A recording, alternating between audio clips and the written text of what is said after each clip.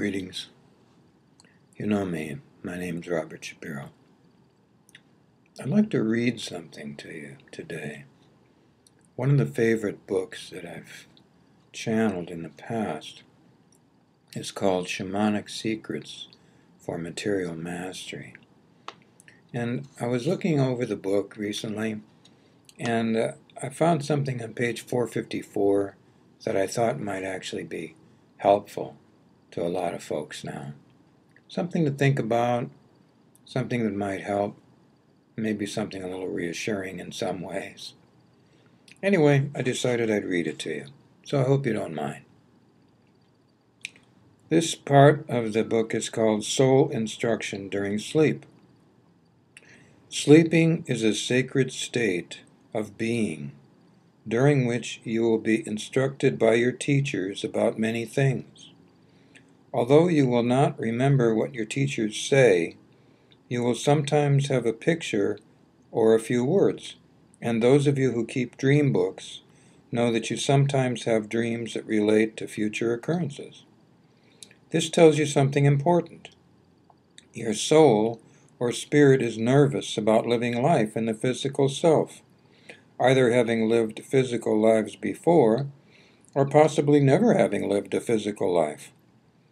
One of the first things your soul asks when it goes to its teacher is, "What's next?" Although you want to talk about what has happened in your life that day, and you will not be fearful because your soul knows it cannot be hurt. You want to know what's coming so that your soul can prepare. Even though your physical body and emotions and thoughts do not have this luxury directly, your soul always does, because your spirit teachers know that your physical body can survive trauma even though it doesn't like it. If your physical body dies, the spirit body will move on.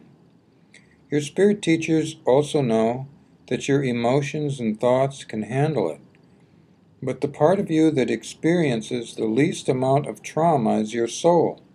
So it has been allowed by Creator that your soul receive absolute details of your future anytime it asks. It will not usually receive details about things that are going to happen years and years from now, but it will usually be able to receive details about what might happen tomorrow, the next day, or in the next few weeks. In this way, your soul is not surprised, so it doesn't have to get out of your body. Remember, the soul is being taught how to stay in your body while you are experiencing your life. But during the time of trauma, it partially exits your body.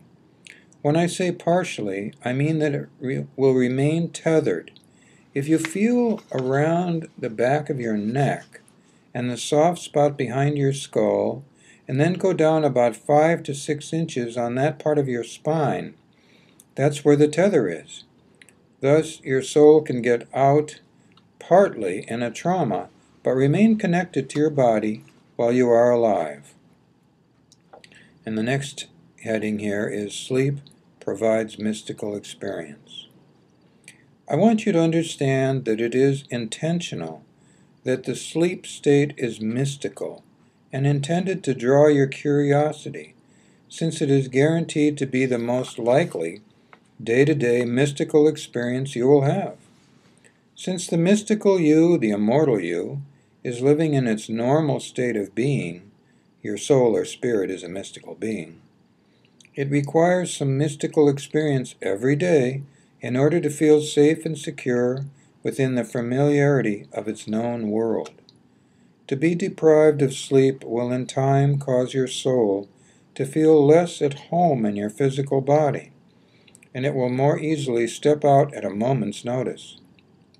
This is not to say that your soul would be creating an early death, but it would be cooperative with such a creation should it occur.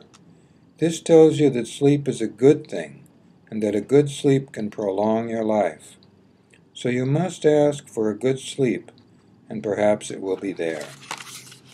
Now, I'd like to suggest, if you're going to ask for a good sleep, that you could say, the following living prayer, but of course it's always and only up to you. I recommend you say, I am asking that I now have a deep and prolonged sleep that nurtures and relaxes me so that when I wake up, I feel renewed and refreshed in the most benevolent way for me. Well, I don't know if you like my reading to you, but if you do, that's great. And if you don't, well, then I'll resume the usual grandfather channelings as soon as possible. Anyway, that's all I have to offer for today. So, on that note, good life to you all.